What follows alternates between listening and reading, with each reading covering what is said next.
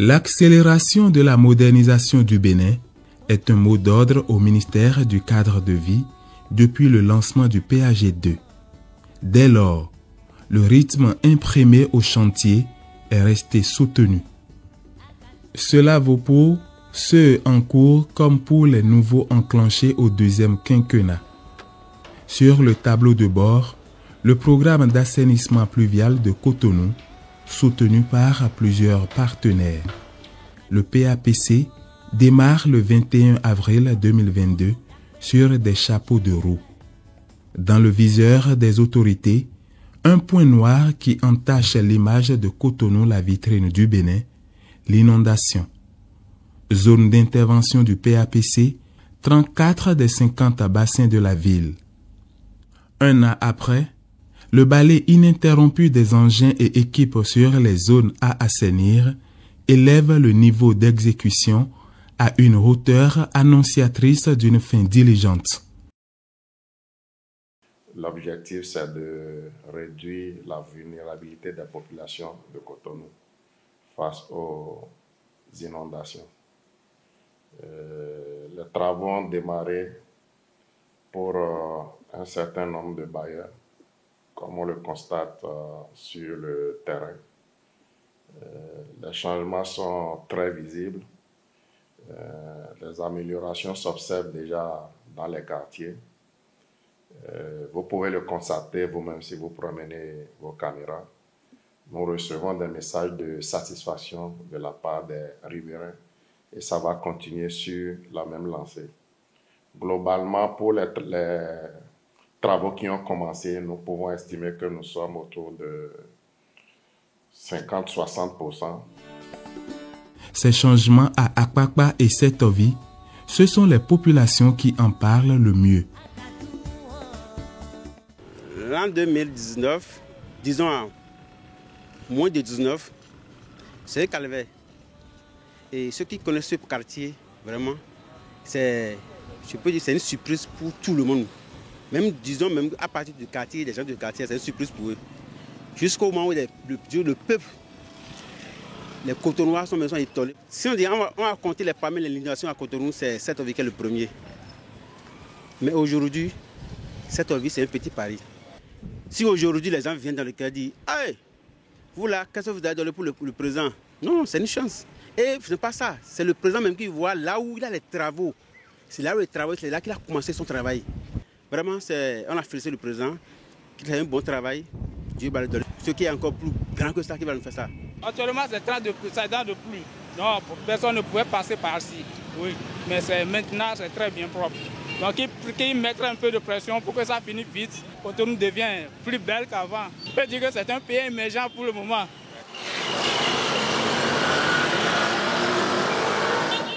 Nous comptons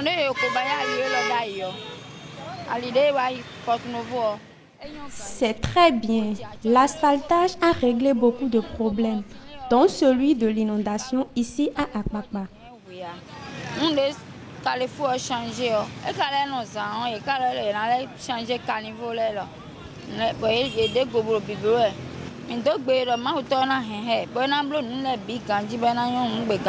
Vraiment, l'accès était vraiment difficile.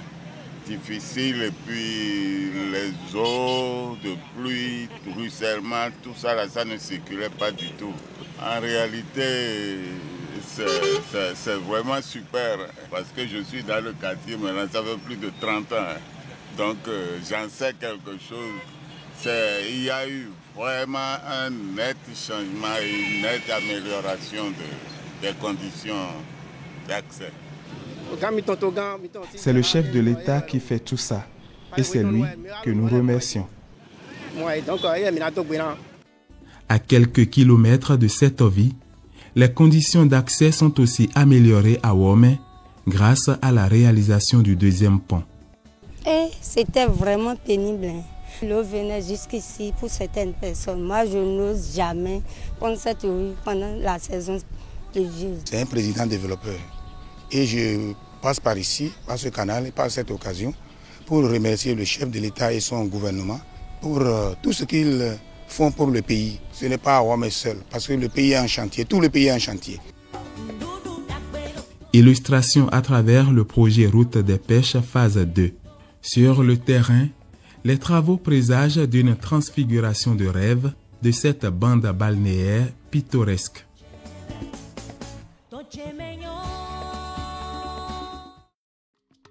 On a 2 sections sur le front de mer et 3 bretelles. Donc on a une première bretelle, la bretelle A, entre Adunco et Kokokoji sur une distance de 5 km, qui est une 2x2 voies, où nous sommes en train de réaliser déjà 2 ponts mixtes de 140 mètres de longueur. Nous avons la section Adunco-Ablekete sur une distance de 7 km et demi, où nous sommes là actuellement au PK5 de la section. Et devant nous, nous avons l'ouvrage numéro 1 qui fait 140 mètres de longueur. Donc cette section, c'est une 2 fois une voie, comme je disais précédemment, équipée de 2 trottoirs de chaque côté et une piste cyclable côté mer. La bretelle B, qui est en fait la route de l'esclave, qui est une chaussée en béton teinté ocre dans la masse sur 9 mètres de large, avec 2 voies moto de 2 mètres de chaque côté de la voie. Donc là, c'est une voie beaucoup plus paysagère, avec des haies végétales de chaque côté de la voie, et y compris en extrémité côté trottoir. Ce projet de la route des pêches, hormis les travaux qui sont en cours, l'aspect important de ce projet-là, c'est la partie, on va dire, sociale, communautaire, et la partie environnementale. Et cet aspect donc social et environnemental est primordial sur ce site-là. Au niveau environnemental, donc on a un gros poste de plantation. Donc aujourd'hui, on a replanté 10 hectares sur la forêt de Paou, qui sont déjà faits, et on a planté 5 hectares de palétuviers, de mangroves, sur la zone de Ouida.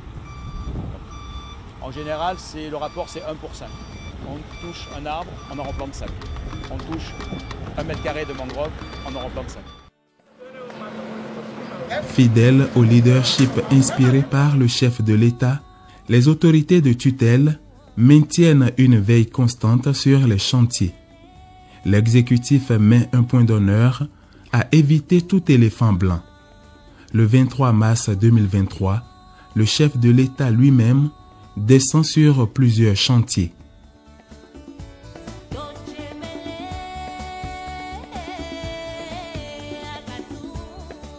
Première escale de Patrice Talon, le site du marché de gros à Abomey-Calavi.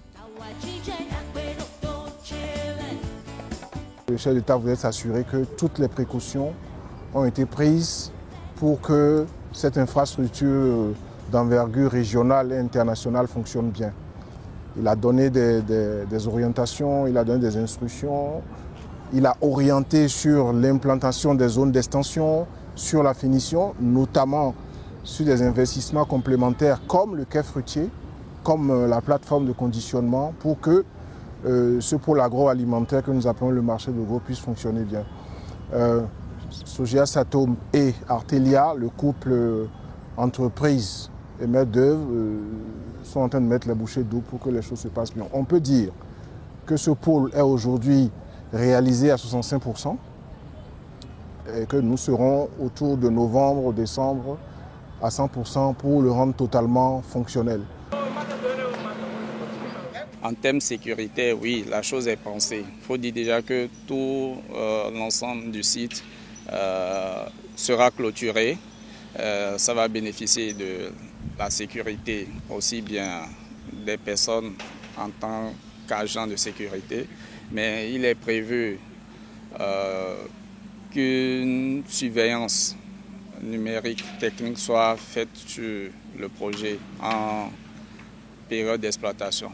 Sur le terrain, il est prévu une caserne pour les sapeurs-pompiers et si vous regardez un peu partout, il y a des bouches incendies qui sont prévues et installées. En termes d'assainissement, il y a l'évacuation des eaux pluviales et autres, mais pour le traitement des eaux et autres, il est prévu 3 bassins d'infiltration qui sont un peu à l'est du site. Et là, il est prévu une station d'épuration. Après le chantier de ce marché d'envergure, le président de la République met le cap sur la caserne des militaires à Alada. Ici, chaque compartiment d'un chantier achevé depuis 15 mois sera visité. À la caserne, ce que nous voulions voir, c'était un peu comment cette infrastructure qui a commencé à être utilisée depuis 15 mois maintenant se comporte en termes de durabilité, en termes d'entretien, en termes de fonctionnement surtout. Et nous avons reçu beaucoup de conseils, beaucoup d'instructions pour aménager, réaménager les choses, en particulier en ce qui concerne l'aménagement paysager, la plantation d'arbres, le verdissement de la caserne. Le chef d'État a beaucoup insisté là-dessus. Nous avons tous été émerveillés par le pôle technique, le garage technique et tous les équipements qui sont en place là, qui pourraient être mutualisés avec les écoles de métiers qui arrivent et tout le reste. C'est une infrastructure unique, je pense, dans notre sous-région, voire en Afrique francophone.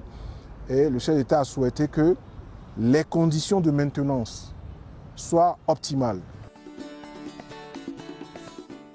Le site des logements sociaux dédiés aux militaires est scruté de près par le chef de l'État.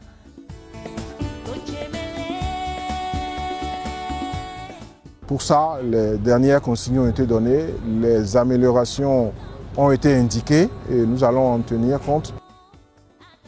Avant ces chantiers, le président de la République était déjà sur le site d'un joyau de l'industrie hôtelière du Bénin émergent. Le Sofitel Hôtel de Cotonou, qui naît des cendres du Sheraton Hotel.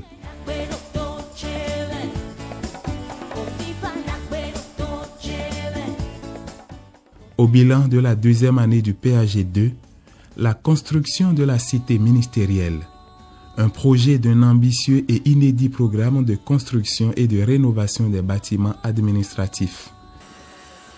La cité ministérielle se compose de 10 bâtiments de type R+5 et un bâtiment de type parking-restaurant de type R+3. Le chantier a démarré en février 2021. L'exécution est à plus de 50% des travaux de manière générale. L'entreprise d'exécution s'appelle ACC, Arabian Construction Company. Les travaux se déroulent selon un modèle architectural ciselé par le cabinet Kofi et Diabaté. La conception architecturale, donc, c'est d'abord créer des espaces de travail adéquats pour le personnel de la cité ministérielle. Donc en même temps par une protection, la création de microclimats, par l'utilisation de beaucoup de végétation, par un bassin d'agrément. Donc vraiment un milieu propice au travail et à la synergie entre les différents ministères. On a aussi une architecture moderne, donc avec une façade ventilée en céramique extérieure. Et on a bien sûr tous les équipements modernes d'une administration, à la pointe de la technologie. C'est dans cette dynamique, donc à travers la création d'espaces de convivialité en même temps, mais aussi de travail avec des salles de conférence, avec des salles de réunion, mais aussi puisque ici nous avons l'encadrement des ministères et toute la partie technique donc, sera en background en backup sur la cité administrative de Calavi. Donc il y aura des visioconférences, donc il y a toute la synergie et tous les équipements nécessaires à un travail efficace. Il y a actuellement 1300 personnes sur le chantier, 1300 ouvriers. Donc sachant qu'on est à peu près à 57-8%, 58% d'avancement sur le chantier. On connaît sur les lots le gros œuvre est achevé. Sur les lots techniques, on est à 50%, sur les lots architecturaux, on est à peu près à 35%, avec les VRD donc, qui commencent et qui permettront la finalisation du projet. Il y a des problématiques, donc il y a eu pas mal de problématiques, notamment sur les approvisionnements avec la conjoncture internationale au niveau du fret maritime notamment. Donc les répercussions se sentent jusqu'à présent, ça explique une partie du retard de l'entreprise. Maintenant on essaie d'optimiser à travers le respect du planning, à travers une meilleure organisation pour tenter à ce que l'entreprise respecte les délais escomptés. Si le lieu de travail des ministères a nécessité un investissement lourd, celui des représentants du peuple a aussi bénéficié d'une attention insigne.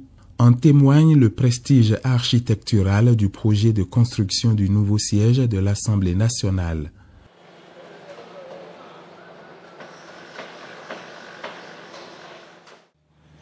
À ce jour, nous sommes à 53% de taux d'avancement pour un délai consommé de 80%. Et le projet est composé d'un bâtiment principal qui a un taux de 50%, d'une caserne militaire qui a un taux de 90% et de la questure qui a un taux de 85%. Donc jusqu'en 2024, je pense que tout sera terminé. Tout va bien, il n'y a pas de malaise. Il y a une équipe HSE qui appuie le pour assurer la sécurité de tous les ouvriers sur site. Et côté administration, tout va bien. Dans leur agenda infrastructurel, les autorités de la rupture ont inscrit les chantiers des marchés urbains et régionaux en priorité. À Nati-Tengu, Parakou, Abomey, Lokossa et autres localités, certains marchés sont complètement achevés. Les populations piaffent de les fouler à la mise en service. Nous avons un lot de 9 marchés à Cotonou, un deuxième lot de 6 autres marchés urbains hors de Cotonou et un troisième lot de 5 marchés régionaux.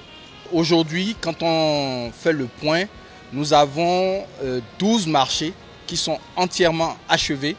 En revanche, les citoyens savourent déjà le plaisir de rouler sur les belles infrastructures routières d'une facture jamais égalée auparavant. Le projet asphaltage s'impose comme une référence de chantier routier, partout applaudi par les populations.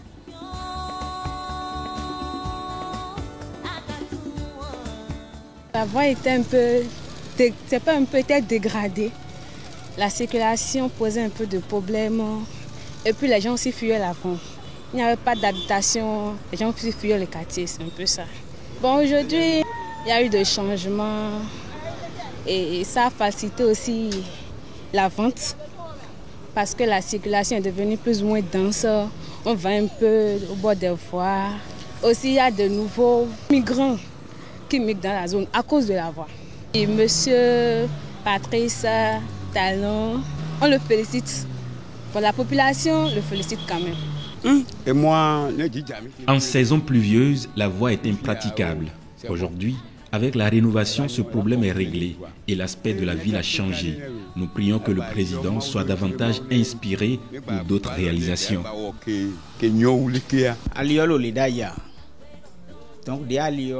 La voie n'était pas comme ça. C'est après les travaux que je me suis trouvé une place ici. On note un vrai changement et les usagers empruntent de plus en plus ce tronçon.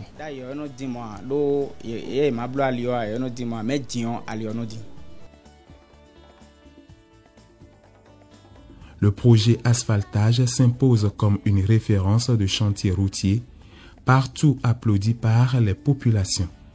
La transformation des localités asphaltées est d'ailleurs manifeste.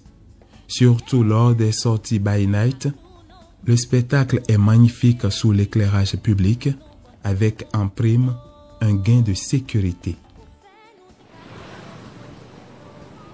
Je suis une vendeuse de téléphones portables. Je suis restée jusqu'à 21h avant de fermer. Avant, c'était pas comme ça.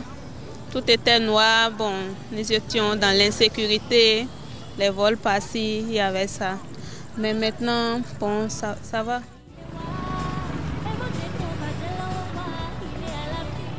C'était impossible de passer ici à partir de 19h. 19h, c'est bon, à partir de 20h, tu ne peux même pas passer. Parce qu'il y avait l'insécurité. La voie n'était pas praticable. Et il n'y avait pas de lumière, c'était, disons, une zone de forêt. Mais depuis le temps qu'ils ont fait cette route, vraiment on remercie Dieu. Tu peux venir même à 23, même à minuit, tu peux venir vers ici, là tu as la sécurité. L'éclairage, vraiment, ça a aidé beaucoup. Même dans les maisons, on est en sécurité. Les voleurs qui sautaient par les clôtures pour rentrer dans les maisons de tourisme, maintenant, ils ont fui cette zone complètement. Ces infrastructures qui faussent l'admiration sont continuellement débarrassées des déchets. Mission confiée à la Société de gestion des déchets et de la salubrité. Les déchets se produisent tous les jours. C'est une activité très dynamique et qui est aligné sur le comportement des différents producteurs de déchets. Donc il n'y a pas un moment où l'on s'arrête, il n'y a pas un moment où on a la formule, c'est continuellement un ajustement et une adaptation au comportement des différents producteurs de déchets. Un de nos slogans, c'est « Nos villes sont nos maisons ». Et quand on comprend ce slogan, on comprend que c'est tout le monde, tout citoyen est acteur de la gestion des déchets et de la salubrité et a son rôle, sa partition à jouer.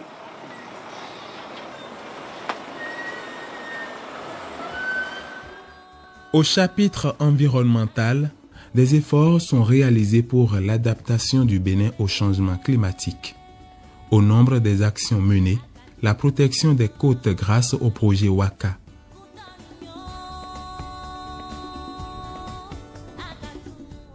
Le premier objectif, c'est la protection contre l'érosion marine. Éviter que l'avancée de la mer ne détruise nos habitats et nos établissements humains. Ça, c'est fait. Aujourd'hui, tout le monde est tranquille. L'angoisse qu'il y avait sur Ila-Kondji et Agoué, et puis dans une moindre mesure, Grand Popo, cette angoisse a disparu. Deuxième objectif, c'est le développement du tourisme balnéaire. Vous savez que toute la plage est en aménagement depuis Fidjourset, jusqu'à la marina de Huida en passant par Avlekete. Aujourd'hui, la route des pêches. Nous allons indiquer aux populations comment installer des activités économiques sur la plage. Les gens vont faire du sport, les gens vont venir se reposer, il y aura du loisir. Le lancement du projet WEA, les activités de lutte contre la désertification, le dragage pilote à Djondji-Hunklou. Djondji-Hunklou, en fait, c'est un point stratégique de l'ensemble lacustre et chenaux du lac Aémé, dont nous avons lancé les travaux de dragage il y a un peu plus de 2 ans maintenant, pour décongestionner un peu cet écosystème lagunaire. Alors, vous savez que le lac Aémé et ses chenaux sont complètement comblés, engorgés, et donc ça empêche cet écosystème de fonctionner normalement, de produire du poisson. Là, nous sommes sur une opération de dragage pilote de 200 hectares qui dure. Et vous savez ce que ça coûte? Plus de 20 milliards de nos francs. En fait, il a essayé d'identifier la zone critique, la zone la plus critique, pour comme déboucher, décoincer. Et ensuite, on interviendra progressivement sur d'autres zones en péril. Il y a encore des infrastructures comme des passerelles, comme des débarcadères qui vont être construits. Ce n'est pas encore fait. Mais déjà, nous sommes dans la dynamique d'évaluer, après le projet, quels sont les travaux confortatifs qu'il faut faire pour rendre ce dragage durable et pérenne. Nous sommes dans un dialogue permanent avec les populations parce que ce que nous faisons ici, c'est d'abord pour améliorer l'écosystème, c'est ensuite pour améliorer leurs conditions de vie parce que ça a un volet pas seulement environnemental, ça a un volet économique parce qu'il s'agit de zones de production halieutiques. Et ensuite permettre que la vie sociale se développe dans de meilleures conditions. Il y a eu quelques impacts négatifs qui ont été pris en charge. J'ai continué la discussion avec les populations pour m'imprégner moi-même directement de ces impacts-là, de la façon dont nous allons poursuivre le dialogue pour solder de façon très positive, mais définitivement tous ces problèmes-là. Mes impressions sont que le projet s'est mené dans les meilleures conditions techniques et de respect de l'environnement. Je suis très satisfait.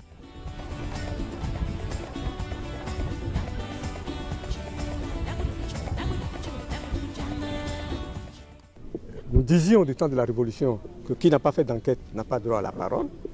Je suis très content de l'avis du ministre qui est venu sur les lieux, qui a vu, qui a constaté, qui a entendu et qui a pris bonne note et qui a écouté les populations. Nous avons tous écouté les populations. Donc, les quelques ressentis, les quelques désagréments causés par ce dragage pilote ont été pris en compte par le ministre, sera étudié, ainsi par Adelac. Ce sont des désagréments qui sont connus depuis longtemps. C'est normal, les refoulements de sédiments, il faut bien les mettre quelque part. Donc, si leur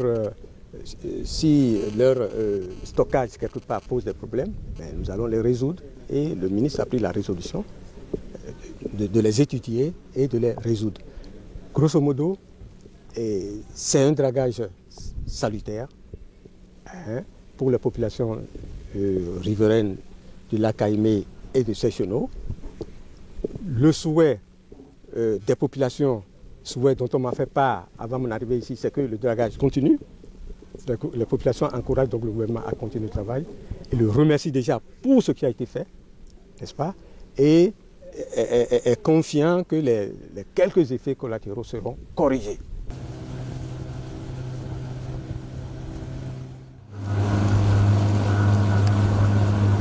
En définitive, au ministère du Cadre de Vie et des Transports chargé du développement durable, la deuxième année du PAG2 n'a pas été de tout repos. La dynamique se poursuit pour offrir aux Béninois un cadre de vie durablement attrayant et assaini, marque de fabrique du gouvernement du nouveau départ, et on l'espère pour la postérité.